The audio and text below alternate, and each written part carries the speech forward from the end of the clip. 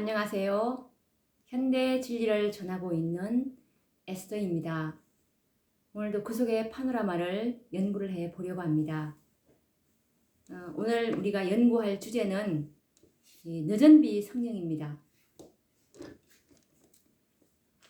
이 타락한 인류를 구속하시는 그 사업과 관련해서 성경은 성령님의 사업을 크게 두 분야로 나누어서 설명을 하고 있는데요. 그것은 바로 이른 비와 이 늦은 비의 비유로 예언이 되어 있습니다.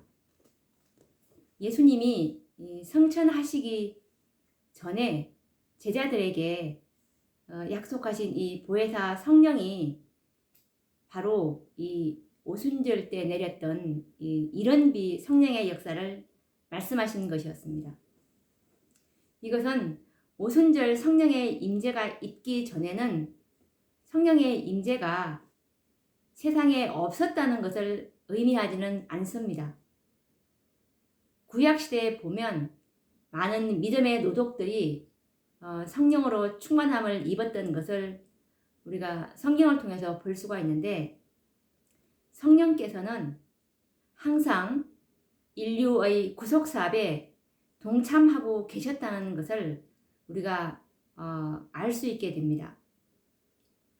그러면 이 성령께서 구약시대 때 어떻게 이 구속사업에 동참하고 계셨는지 그것에 관련된 성경절들을 한번 우리가 찾아보도록 하겠습니다. 창세기 1장 2절 말씀입니다.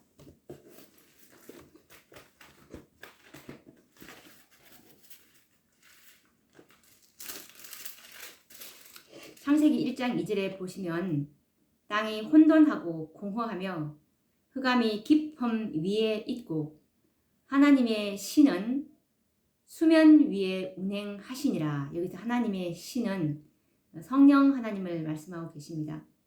성령 하나님도 이 우주의 교과서로 채택이 된 이 지구를 창조하시는 일에 함께 하심을 우리가 알 수가 있습니다. 그리고 창세기 41장 38절입니다.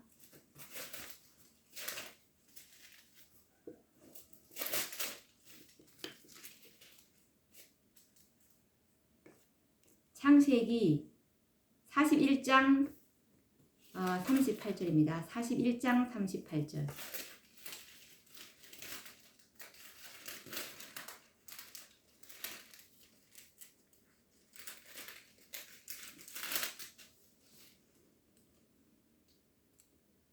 바로가 그 신하들에게 이르되 이와 같이 하나님의 신이 감동한 사람을 우리가 어찌 얻을 수 있으리요 하고, 이것은 이 하나님의 신이 감동한 사람 곧 요셉을 말하는 것입니다.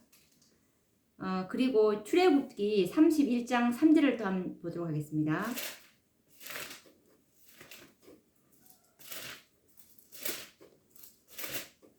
출애굽기 31장 3절입니다. 하나님의 신을 그에게 충만하게 하여 지혜와 총명과 지식과 여러 가지 재주로. 이것은 이제 성막을 지을 때 유다 지파 훌의 손자요 우리아의 아들인 이 브살렐에게 하나님께서 하나님의 신을 그에게 충만하게 주셔서 일을 하게 만드시는 그런 장면이죠. 그리고 민수기 11장 25절을 한번 보도록 하겠습니다. 민수기 11장 25절.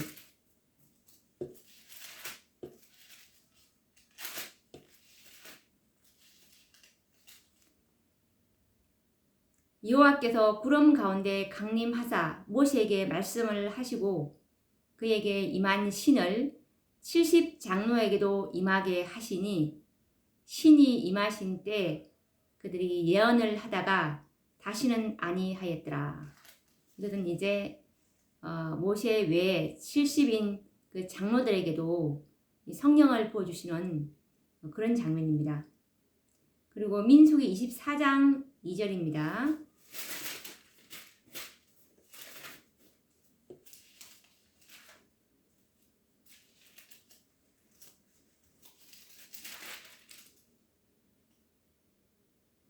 눈을 들어 이스라엘이 그 지파대로 거하는 것을 보는 동시에 하나님의 신이 그의 위에 임하신지라. 이것은 이제 발람 선지자에게 하나님의 신인 성령이 임재하시는 그런 말씀이죠. 그리고 신명기 34장 9절을 또 한번 찾아보도록 하겠습니다. 신명기 34장 9절입니다.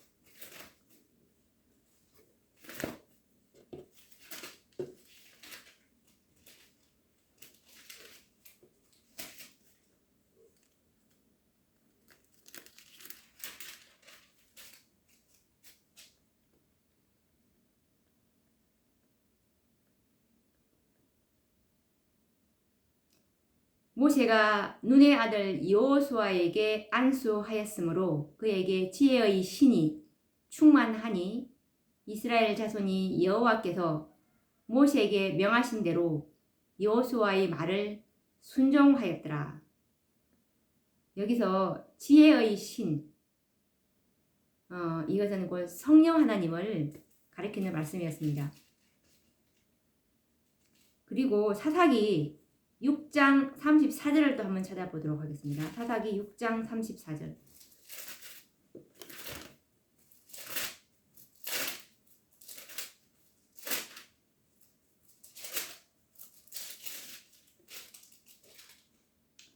여호와의 신이 기드온에게 강림하시니 기드온이 아닙니다. 사사기 6장 34절 다시 읽어보도록 하겠습니다. 여호와의 신이 기드온에게 강림하시니 기드온이 나팔을 불매 아비에셀 족속이 다 모여서 그를 좇고, 이제 이 기드온에게 여호와의 신 성령 하나님께서 강림하시는 그런 장면입니다. 그리고 사사기서 11장 29절을 또 한번 보도록 하겠습니다. 사사기서 11장 29절.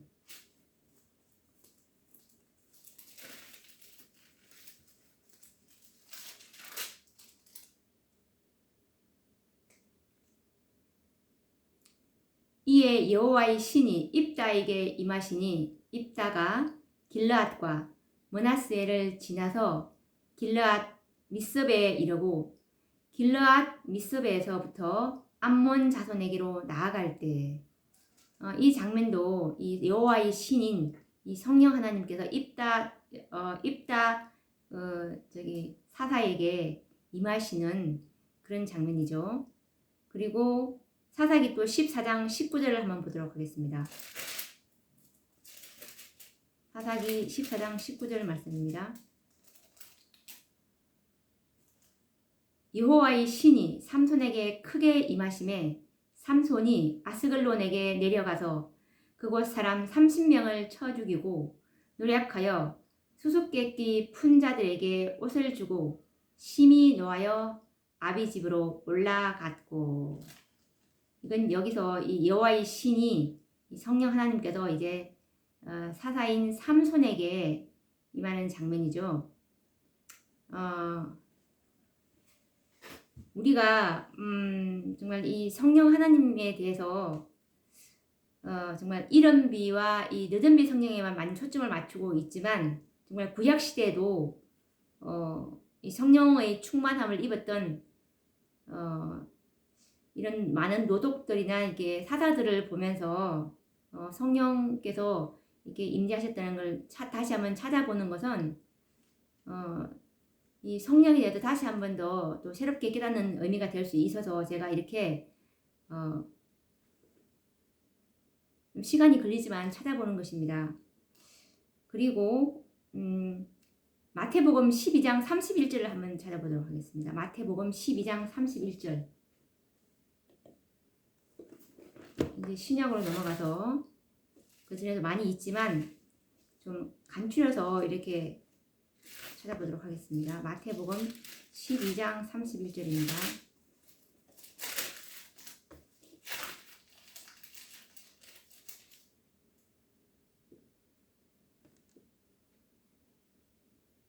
마태복음 12장 31절. 그러므로 내가 너희에게 이르노니 사람의 모든 죄와 회방은 사하심을 얻되 성령을 회방하는 것은 사하심을 얻지 못하겠고 라는 말씀입니다.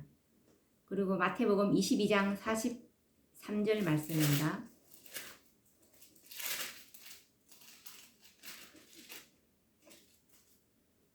가라사대 그러면 다윗이 성령에 감동하여 어찌 그리스도를 주라 칭하여 말하되. 다윗이 성령에 감동하여. 그리고 사무엘상 10장 10절 말씀입니다. 다시 구약시대로 돌아가서 사무엘상 10장 10절입니다.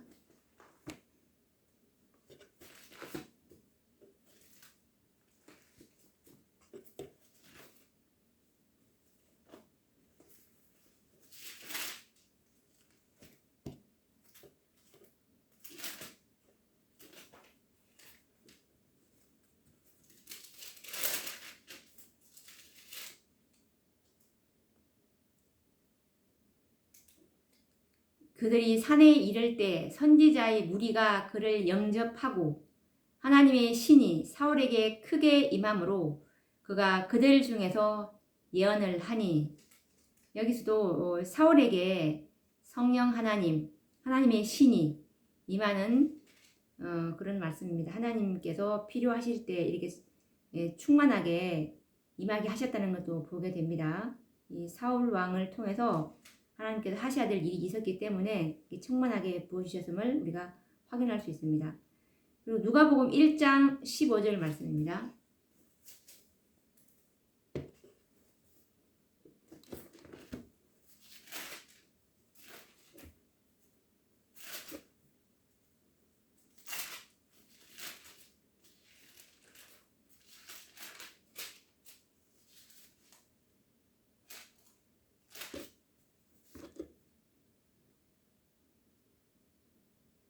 이는 저가 주 앞에 큰 자가 되며 포도주나 소주를 마시지 아니하며 모태로부터 성령의 충만함을 입어.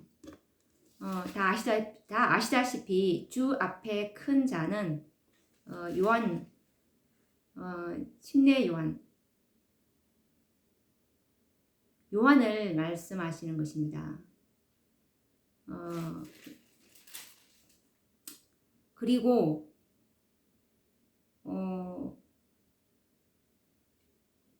누가복음 1장 67절 말씀도 한번 보도록 하겠습니다. 1장 67절 말씀입니다. 그 붙인 사가랴가 성령의 충만함을 입어 예언하여 가로되. 사가랴가 성령의 충만함을 입었다는 그런 말씀이고, 그리고 누가복음 2장 25절에서 27절 말씀을 또 한번 찾아보도록 하겠습니다. 2장 25에서 27. 예루살렘에 시몬이라 하는 사람이 있으니 이 사람이 의롭고 경건하여 이스라엘의 위로를 기다리는 자라. 성령이 그 위에 계시더라. 저가 주의 그리스도를 보기 전에 죽지 아니하리라 하는 성령의 지시를 받았더니 성령의 감동으로 성전에 들어가매 마침 부모가 율법의 전례대로 행하고자 하여 그 아기 예수를 데리고 오는지라. 다 아시다시피 40일 만에 이제 아기 예수를 이제 그 성전에 데리고 가서 이제 봉헌하는 그런 장면인데, 이때 이 시몬이라는 사람에게 성령이 임재하시는 그런 장면이죠.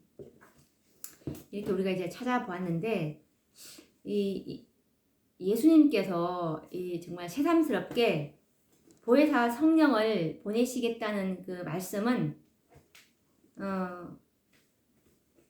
구속의 경륜 속에서 성령의 사역으로 특별히 성취될 두 번의 큰 사역을 예언하신 말씀입니다. 구약시대에도 우리가 살펴보았듯이 이 성령께서는 구약시대에도 정말 이 구속사업에 동참하고 계셨다는 것을 우리가 알게 되는데, 근데 특별히 정말 새삼스럽게 이 보혜사 성령을 언급하시는 그 말씀은 정말 예수님의 특별한 이 성령을 통한 특별한 그 성취될 두 번의 큰 사역을 예언하신 말씀이었죠. 이 땅에서 복음 사업을 성취함에 있어서 인간의 힘과 이 능력으로 도저히 이룰 수 없는 두 분야의 사업이 있습니다. 그것은 곧 씨뿌림과 이 추수 사업인데요. 반드시 필수적인 이른비와 늦은비입니다.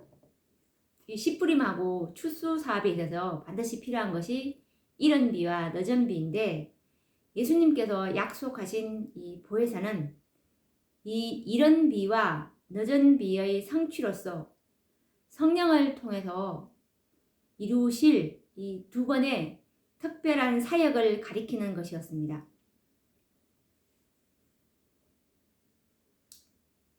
동방에서는 이른비는 보통 이 파종기에 씨를 뿌릴 때 내리고, 이 이른비는 씨앗이 발아하는데 꼭 필요한 요소인데요. 이 이른비의 역할은 땅을 기름지게 해서 정말 부드러운 싹이 올라올 수 있게끔 이렇게 해주죠. 그런데 이 계절 끝에 내리는 이 늦은비가 하는 역할은 곡식을 여물게 합니다. 그렇게 해서 이제 낫을 댈 수 있는 곡식을 이제 준비시키는 것입니다. 이와 관련된 이 성령의 역사를 천년계를 통해서 주님께서 말씀하시고 계시는데 한번 읽어보도록 하겠습니다. 목사와 복음 교역자에게 보낸 권면 506페이지 말씀입니다. 동방에서 이런 비는 파종기에 내린다. 그것은 씨앗이 발아하는데 필요하다. 기름지게 하는 소나기의 영향을 받아 부드러운 싹이 올라온다. 거의 계절 끝에 내리는 늦은 비는 곡식을 여물게 하고 낫을 댈 수 있게 곡식을 준비시킨다. 주님께서는 천연계의 이러한 작용을 성령의 역사를 나타내는 일에 사용하신다. 라는 증언의 말씀입니다.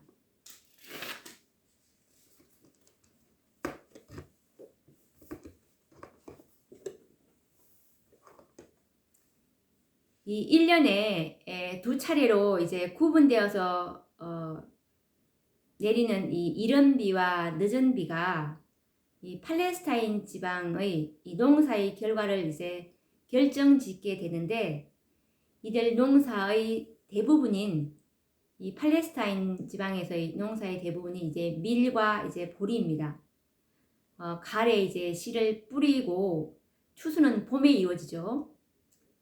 가을에 내리는 이른 비는 보통 10월에서 12월에 내리는데, 이 농부들에게는 씨 뿌리는 유일의 기회가 되었습니다. 이때 이 가을에 10월에서 12월 사이에.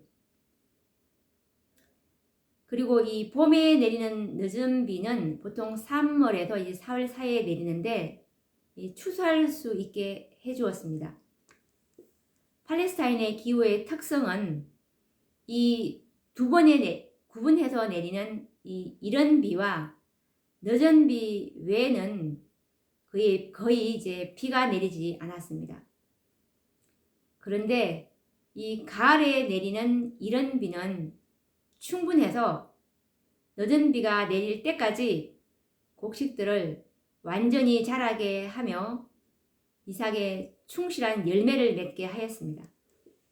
그런데 이 마지막 완숙과 모든 곡식을 추수하기 위해서는 늦은 비가 내려야 하는데, 이 늦은 비가 내리지 않으면 충실한 이삭은 쭉정이가 되어버리고 농사를 완전히 망치게 되는 셈이죠. 그렇기 때문에 이 두 계절에 내리는 이른 비와 늦은 비가 내리지 않는다면 농사는 정말 전혀 기대를 할 수 없게 되었죠. 이렇게 해서 이제 팔레스타인 기후의 특성은 성령의 사업을 표상하기에 아주 적합하였는데요. 스가랴서 4장 6절 말씀을 보시면 만군의 여호와께서 말씀하시되 이는 힘으로 되지 아니하며 능으로 되지 아니하고 오직 나의 신으로 되느니라 라고 말씀을 하셨습니다. 이 사도교회에 부어주셨던 보혜사 성령은 이런 비를 표상하는 성령의 성취였습니다. 그리고 마지막 시대에 이 라오디게아 교회 시대에 추수 사업을 위해서 참 교회에 부어질 이 성령은 우리들이 오리라고 기다리는 늦은 비를 상징하는 성령의 역사입니다. 이 늦은 비는 참 교회에게 부어질 것입니다. 이 두 번의 성령의 큰 역사가 없다면 6,000년 동안의 복음 사업은 실패로 끝나게 된다는 사실을 우리는 이해할 필요가 있습니다.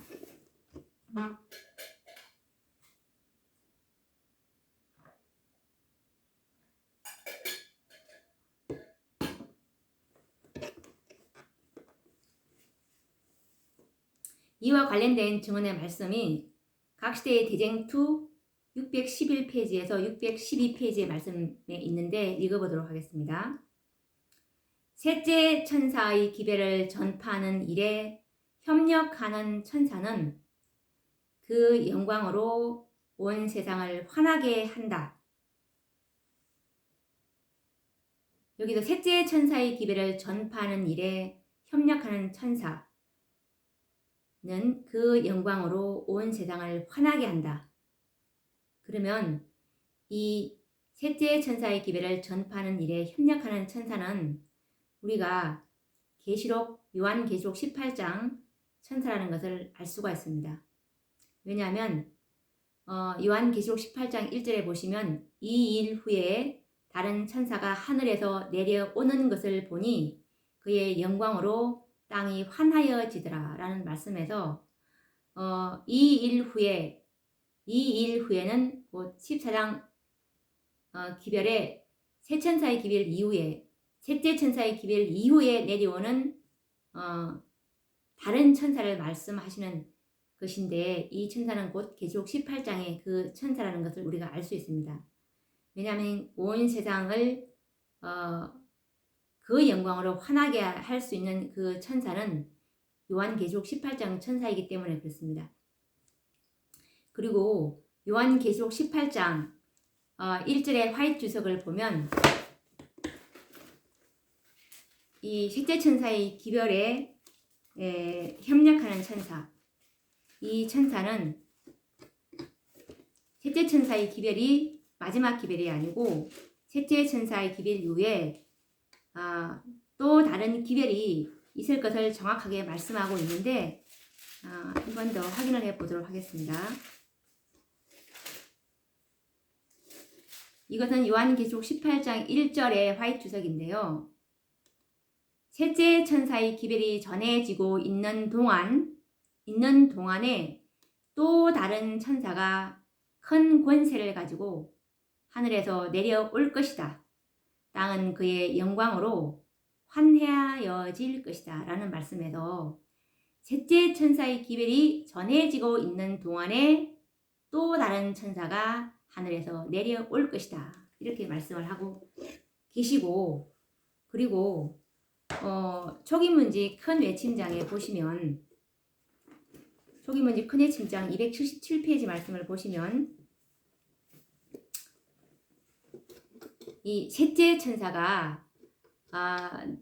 천사가 힘을 잃어버렸기 때문에 이 넷째 천사가 내려와서 힘과 능력을 주기 위해서 내려왔다는 것을 다시 한번 확인을 해보도록 하겠습니다. 나는 다른 힘센 천사가 명령을 받고 셋째 천사와 연합하여 그의 기별에 능력과 힘을 주기 위하여 지상으로 내려오는 것을 보았다. 여기서도 셋째 천사와 연합하여 그의 기별에 능력과 힘을 주기 위해서 지상으로 내려오는 이 천사, 하늘로부터 내려오는 이 천사는 다른 힘센 천사, 이 계시록 18장 천사라는 것을 우리가 정말 충분히 확인할 수가 있었습니다. 그래서 다시 한번 읽어보도록 하겠습니다. 셋째 천사의 기별을 전파하는 일에 협력하는 천사는 곧 계시록 18장 천사죠. 이 천사는 그 영광으로 온 땅을 환하게 한다. 온 세계적 범위의 사업이 비상한 능력으로 성취될 것이 여기에 예언되어 있다. 그 운동은 오순절의 운동과 유사할 것이다. 이 마지막 사업은 온 세계적 범위의 사업이고 비상한 능력으로 힘으로 능으로 되지 아니하고 오직 나의 신으로 늦은 비 성령의 능력으로 성취될 사업이라는 것을 말씀하고 계십니다. 그 운동은 오순절의 운동과 유사할 것이다.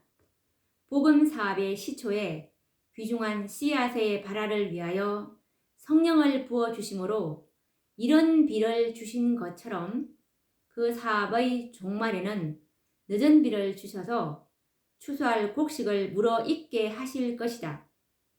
위대한 복음의 사업은 그 시초에 나타났던 하나님의 능력 못지 않는 큰 능력이 나타남으로 맞춰지게 될 것이다. 그러니까 이 말씀은 이른 비의 능력 못지 않는 큰 능력, 이것이 곧 늦은 비의 능력인데 이것으로 이제 하나님의 이 복음 사업, 마지막 추수 사업은 마쳐지게 될 것이라는 뜻입니다. 복음 사업의 시초에 이른 비가 내림으로 성취된 예언들은 그 사업의 종말에 늦은 비가 내림으로 다시 성취될 것이다 라는 말씀입니다.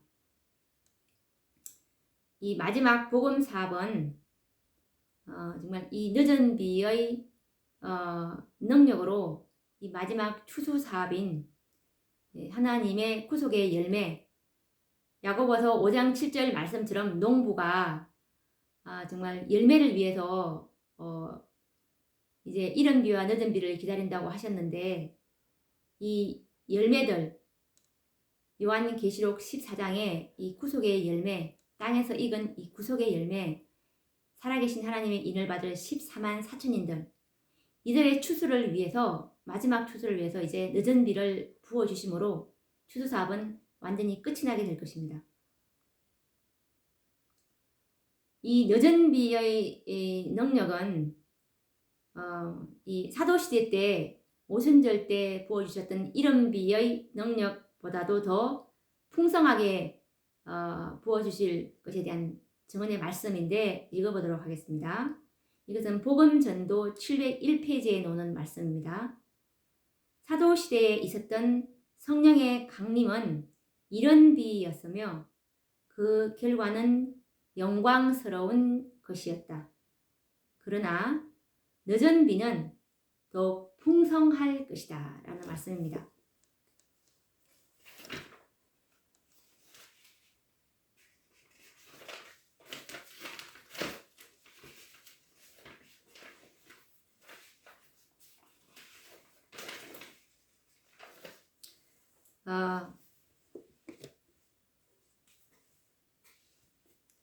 오늘은 우리가 이 늦은 비에 대해서 이제 연구를 시작을 했는데 다음 시간에는 이 늦은 비가 내리는 시기에 대해서 또 다시 연구를 해보도록 하겠습니다. 오늘도 정말 이 얼마 남지 않는 이 살아계신 하나님의 인침이 거의 끝나가고 있을 이 엄숙한 시대에 정말 하나님의 이 늦은 비를 우리가 받을 수 있는 깨끗한 그릇이 될 수 있도록 간구하는 그런 날들이 되길 바라며 다음 시간에 또 찾아뵙도록 하겠습니다. 감사합니다.